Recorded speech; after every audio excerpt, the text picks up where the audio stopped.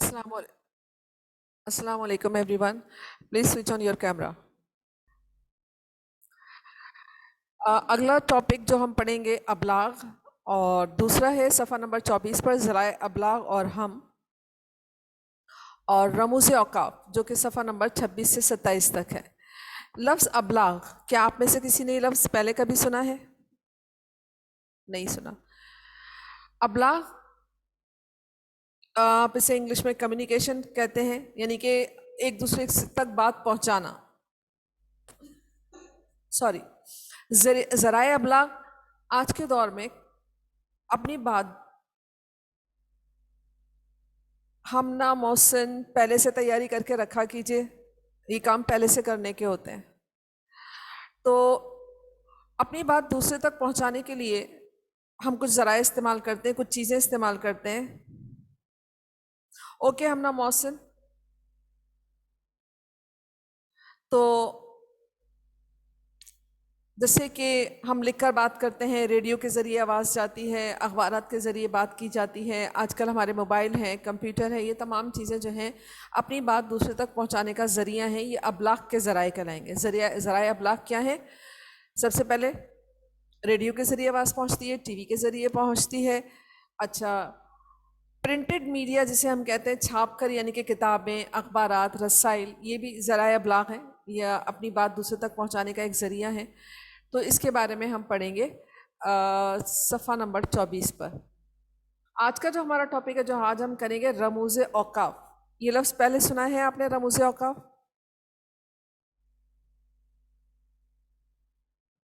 जी। रोहेल, आपका camera on नहीं हुआ है। साकिब, आपका कैमरा ऑन नहीं है। आधी क्लास तो इस कैमरा ऑन में ही कहना पड़ता है आपसे कि कैमरा ऑन कर लीजिए। Rohel, this is not the way. Rohel Danish, yes miss. कैमरे के सामने सीधे बैठ जाइए और ये बताइए कि अब तक मैंने क्या बताया और क्या पढ़ रहे हैं आप।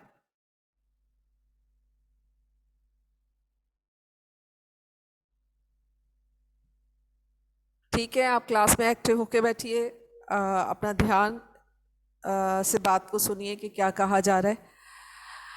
तो हम बात कर रहे थे रमूज़ औक़ाफ़। आपने रमूज़ औक़ाफ़ सुना है लफ्ज़?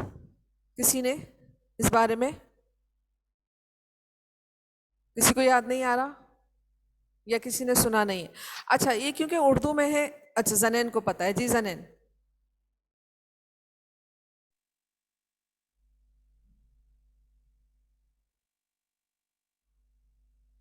जनेन जवाब दीजिए।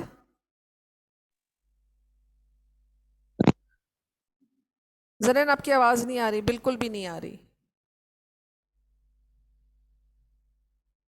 चैट में लिखिए।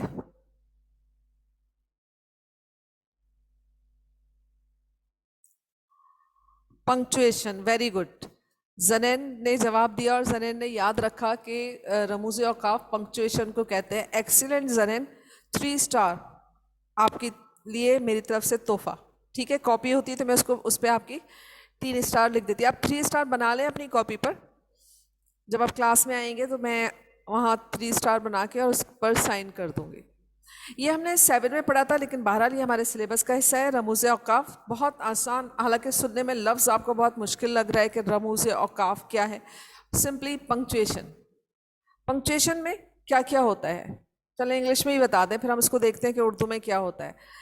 बेनज़ीर, आप बताइए पंक्चुएशन में कौन कौन से चीज़ें होती हैं जो आपके इल्म में हैं, जो आप इस्तेमाल करती हैं? Miss comma, question mark, little exclamation mark, louder, आवाज आवाज। Comma, exclamation mark, question mark, ठीक है, और फुल स्टॉप भूल गई आप? Full stop. हाँ, और भी है, कोलन, सेमी कोलन। बहरहाल हम जो पढ़ेंगे, आपके पास किताब है? किताब किस किस के पास है? गुड। सफ़ा नंबर 26 और 27 खोल लीजिए। जी, ये तो बता दिए ना आयशा अली ने। Full stop, question mark, exclamation mark, comma. अच्छा, ये सारे नाम इंग्लिश में हैं, इनको उर्दू में क्या कहते हैं? इनकी शक्लें तो वही हैं, शक्लें मुख्तलिफ नहीं हैं, सिर्फ फ़र्क क्या है वो सीख लेते हैं। आज का हमारा यही टॉपिक है, और आपके इम्तहानात के पॉइंट ऑफ व्यू से यही इसमें अहम बात यह है कि रमूज़ औक़ाफ़ से मुतालिक सवाल आता है, आपको पैराग्राफ या जुमले दिए जाते हैं और उसमें कहा जाता है कि इस पर रमूज़ औक़ाफ़ का इस्तेमाल कीजिए या अलामात लगाइए। ठीक है, रमूज़ औक़ाफ़ की अलामात लगाइए। हमारा टॉपिक क्या है? रमूज़ औक़ाफ़। और जिस तरह इंग्लिश में क्वेश्चन मार्क इधर, क्योंकि आप लिख रहे हैं आई एम, ठीक है, उर्दू में लिख रहे हैं मैं हूँ। सॉरी, अगर मैं लिखूँ व्हाट आई एम, तो क्वेश्चन मार्क का रुख इधर होगा। उर्दू में मैं लिख रही हूँ क्या मैं हूँ, तो क्वेश्चन मार्क का रुख इधर होगा। सवालिया निशान, हम इसको क्या कहते हैं? सवालिया निशान। आपकी किताब में पहली अलामत क्या दी हुई है, मुझे बताइए मानूर। सफ़ा नंबर 26 पे पहली अलामत के मुतालिक क्या लिखा है? मिस खत्मा की इलाका। अच्छा, ऐसा करते हैं, पहले मैं आपको जर्नली बता देती हूँ, फिर किताब के को फॉलो करेंगे ताकि हम कम वक्त में ज़्यादा चीज़ें सीख लें। देखें, आपने कहा फुल स्टॉप। अच्छा, इसके बजाय जब हम एक जुमला, आप फुल स्टॉप का इस्तेमाल उस वक्त करते हैं जब जुमला मुकम्मल हो जाता है। उर्दू में जब जुमला मुकम्मल हो जाए और आप अपनी बात ख़त्म करें तो हम डैश का, यानी कि वक्फा कहलाता है, इसका इस्तेमाल करते हैं। ठीक है, ये अलामत जिसको हम वक्फा कहते हैं, और जब हम जुमला मुकम्मल कर लेते हैं तो ये लगाते हैं। मिसाल के तौर पर मैं एक 3 जुमले बोल रही हूँ और मेरा एक जुमला शुरू में ही ख़त्म हो जाता है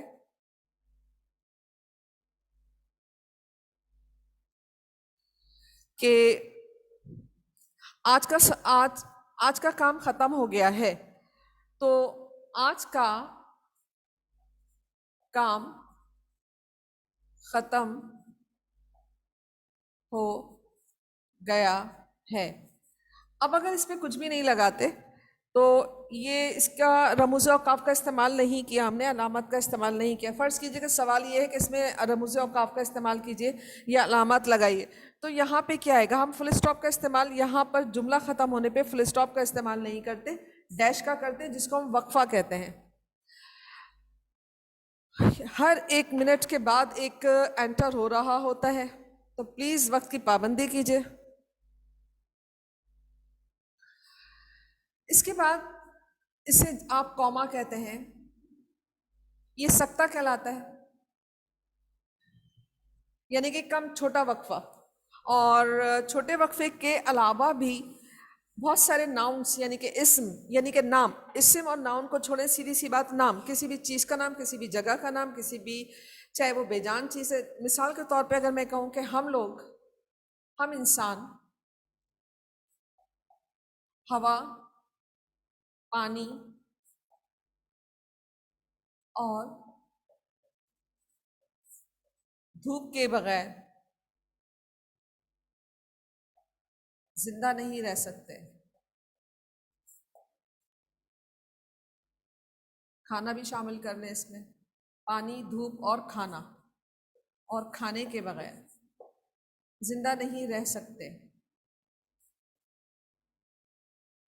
अब आप यहाँ देख रहे हैं कि यहाँ पर ये हवा, ये भी नाम है किसी भी चीज़ का, पानी भी एक चीज़ का नाम है, और नाम को ही आप नाउन कहते हैं, यानी इस्म कहते हैं, उर्दू में इस्म कहते हैं। तो एक इस्म ये हुआ, एक इस्म ये है, एक इस्म ये है, एक इस्म ये है, तो इनके दरमियान हम इसका इस्तेमाल करते हैं, और उर्दू में ये ऊपर की तरफ लगाते हैं। हालांकि हम आदतन नीचे ही लगा रहे होते हैं, उर्दू में इस तरह करके लगाया जाता है, मगर हम इसी तरह लगा रहे होते हैं नीचे। तो जो खैर जो आजकल अब यही हो गया, वो मतरूक ही हो गया है तकरीबन। हम इंसान हवा, पानी, धूप और खाने के बगैर जिंदा नहीं रह सकते। अब यहाँ पे भी आपको वक्फे की अलामत देनी होती है। अगर आप ये नहीं कर रहे तो आप पंक्चुएशन नहीं कर रहे, रमूज़ औक़ाफ़ नहीं लगा रहे, अलामत नहीं लगा रहे। तीसरी अलामत जिसको आपने कहा साइन ऑफ एक्सक्लेमेशन, अलामत वही है। इंग्लिश में आप इसको साइन ऑफ एक्सक्लेमेशन कहते हैं, उर्दू में इस्तेजाबिया, हैरानी के लिए, ये अलामत इस्तेजाबिया कहलाती है। अफसोस के लिए इस्तेमाल होती है। कुछ बिल्कुल इस्तेमाल इसका वही है जैसे आप इंग्लिश में करते हैं कि अगर कोई बहुत ज़्यादा आपके अफसोस वाली बात है, उफ ये क्या हो गया।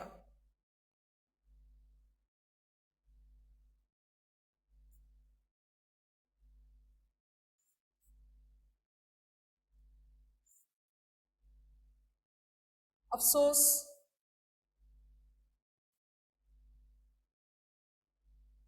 वो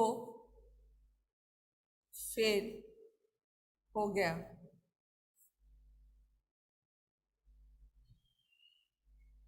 माशाल्लाह,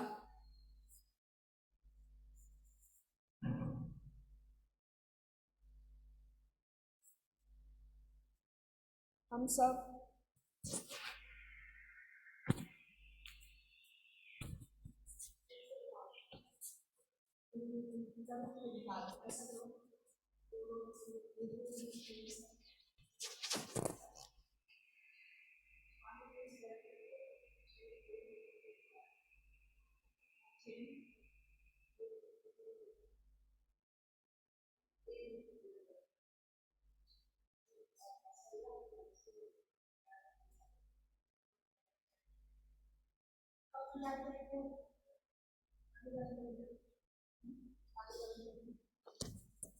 जी। तो आप क्या करेंगे कि माशाल्लाह हम सब ठीक हैं। अब मैंने वक्फा वाली अलामत भी छोड़ दी है। जब भी ऐसा हो तो आपने क्या करना है, उफ तो अलामत इस्तेजाबिया या हैरत अफसोस में भी यही लगेगी, माशाल्लाह खुशी में भी यही लगेगी। तो जब आप बहुत ज़्यादा खुश हैं, हैरत का इजहार कर रहे हैं, अफसोस का इजहार कर रहे हैं, दुख का इजहार कर रहे हैं, तब ये अलामत लगती है। बाज़ दफ़ा एक छोटा सा जुमला होता है, उसके आगे भी लगाई जाती है। यहाँ पे अपना बात मुकम्मल करने के बाद आप वक्फे की अलामत लाजमी देंगे। अब फर्ज कीजिए मेरा जुमला है, तुम्हें क्या हो गया। अब ये सवाल नहीं है, हैरत से हम कभी कह रहे हैं, तो इस तरह भी छोटे से फ्रेज के सामने भी ये लगाई जा सकती है।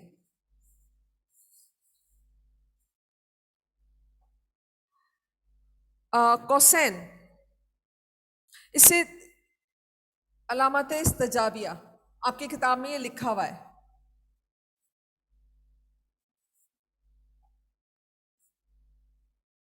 ठीक है।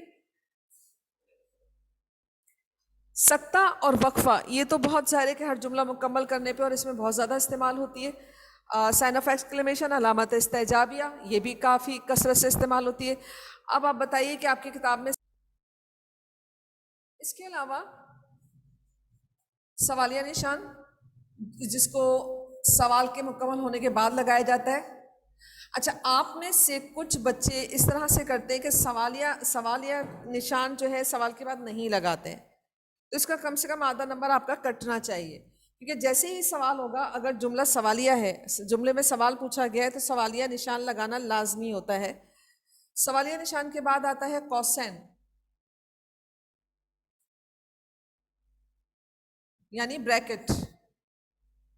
बाज़ मरतबा हम कोई बात अपना जुमले को तोड़ना नहीं चाह रहे और कोई बात जो है हम कहना चाह रहे हैं, तो हम कौसैन का इस्तेमाल करते हैं और वो बात या उसके इशारा या उसकी वजाहत हम ब्रैकेट में कौसैन में कर देते हैं। ठीक है, ये आपकी हो गई 5 अलामत।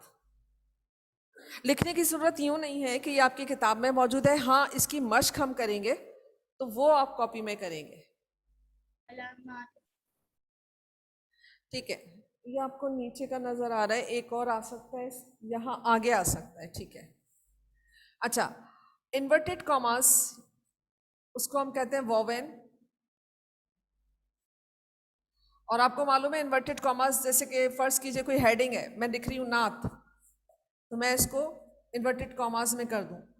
या कोई जुमला होता है जिसको हम कोटेशन, किसी की अक़वाले ज़री, किसी की कही हुई बात, या हम उस किसी के अल्फाज कोट करना चाह रहे हैं कि उसने जो अल्फाज कहे बिल्कुल एज इट इज़ वो अल्फाज हम बयान करना चाह रहे हैं, उसे भी हम वोवेन में कर देते हैं, जिससे पता चलता है कि ये बात उसने कहा। हम इसको किस तरह लिखेंगे, उसने कहा कि नहीं लगाएंगे, उसने कहा वॉवेल लगाई यानी इन्वर्टेड कॉमास लगाए, उसने कहा मैं नहीं आऊंगा। वॉवेन बताता है कि ये लफ्ज जो है उसने कहे वो उसके खुद के कहे हुए अल्फाज हैं, ठीक है। अगर हम उसके अल्फाज को अपने लफ्जों में तब्दील करके बताएंगे तो हम कहेंगे उसने कहा, वो कह रहा था कि मैं नहीं आऊंगा, हम उसमें तब्दीली कर देंगे। तो वोवेन यानी कि इन्वर्टेड कॉमास। तो ये टॉपिक जैसा कि नाम सुन के आपको एकदम हैरत या मुश्किल आपको लगता है, तो मुश्किल बिल्कुल भी नहीं है। वही सारी अलामतें हैं जो आप इस्तेमाल करते रहते हैं, इसमें से कोई भी अलामत नई नहीं है। और किताब आपके सामने मौजूद है, वहाँ पे आप तारीफ भी मौजूद है।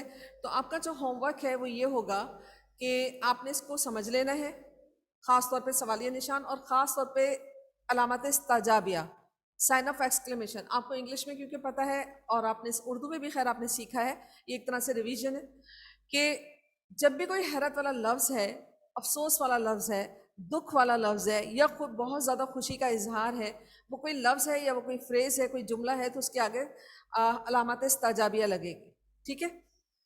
और कौसैन का इस्तेमाल हम बहुत कम करते हैं। वावेन का, सवालिया निशान का, अलामत इस्तेजाबिया का, सक्ता का और वक्फा का, ये इस्तेमाल मुस्तकिल हमारी तहरीर में होता है, चाहे हम मजमून लिख रहे हैं, चाहे हम जुमले लिख रहे हैं। क्योंकि अगर हमारा जुमला सवालिया है तो हमें सवालिया निशान लगाना है, अगर जुमला वैसे ही मुकम्मल हो गए। ज़्यादातर बच्चे लगाते हैं, कुछ बच्चों की आदत है कि वो जुमला मुकम्मल करके उर्दू में वक्फा नहीं लगाते। तो इसका ये मतलब है कि आप उस चीज़ को भूल रहे हैं। तो हमें जो प्रैक्टिस करनी है कि अब हमने ये अलामतें जो हैं इसके बगैर काम नहीं करना है। जहाँ कहीं इन अलामात की ज़रूरत है उसे ज़रूर लगाएंगे। अगली क्लास में हम इसकी एक्सरसाइज करेंगे कि आपको ये जुमले दिए जाएंगे और आपको ये अलामात खुद लगानी होंगी। कोई ऐसी चीज़ जो आपकी समझ में नहीं आई हो? सब आ गया? मिस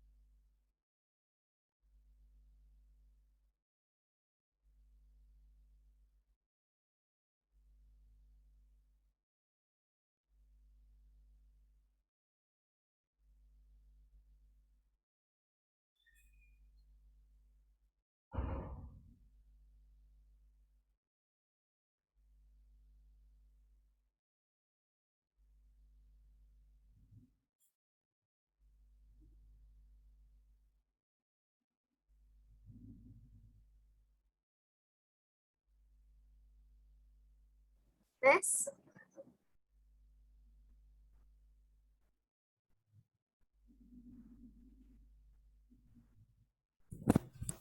जी।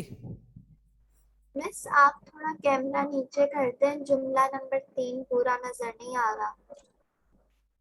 अच्छा, 1 मिनट रुक जाए, एक दो बच्चे और लिख लें, फिर मैं कैमरा नीचे कर दूंगी, ताकि फिर मुझे ऊपर नहीं करना पड़े, ठीक है।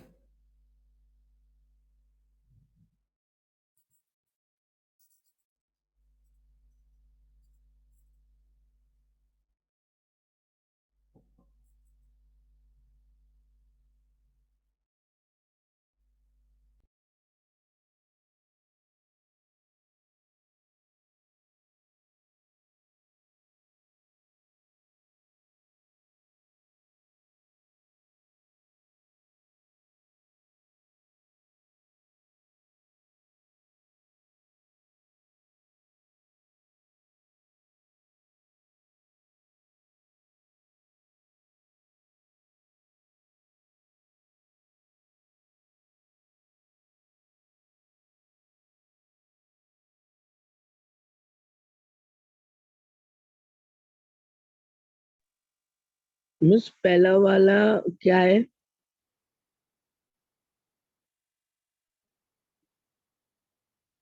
मिस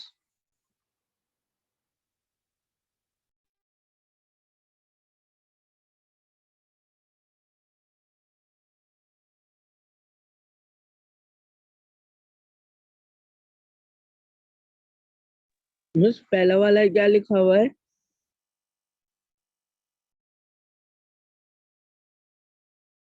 मिस आप म्यूटेड हैं।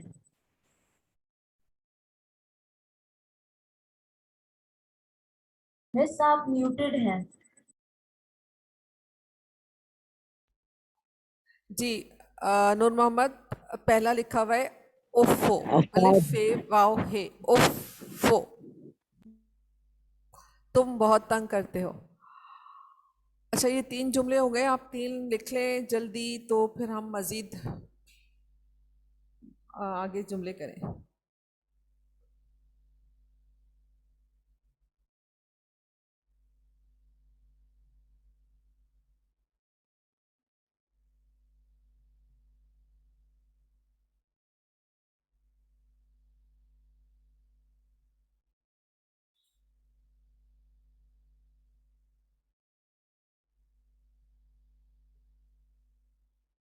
Miss done.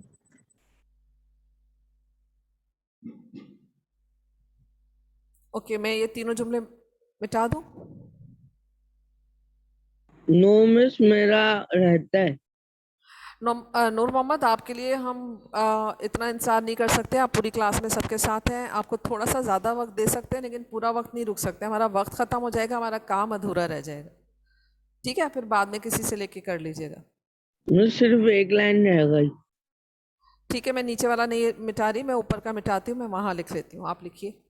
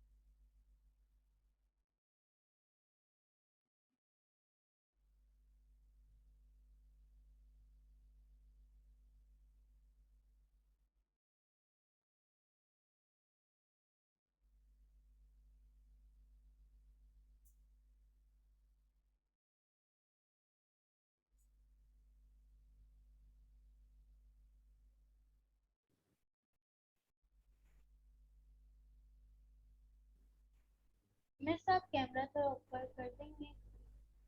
मिस बोर्ड थोड़ा ऊपर कर दें।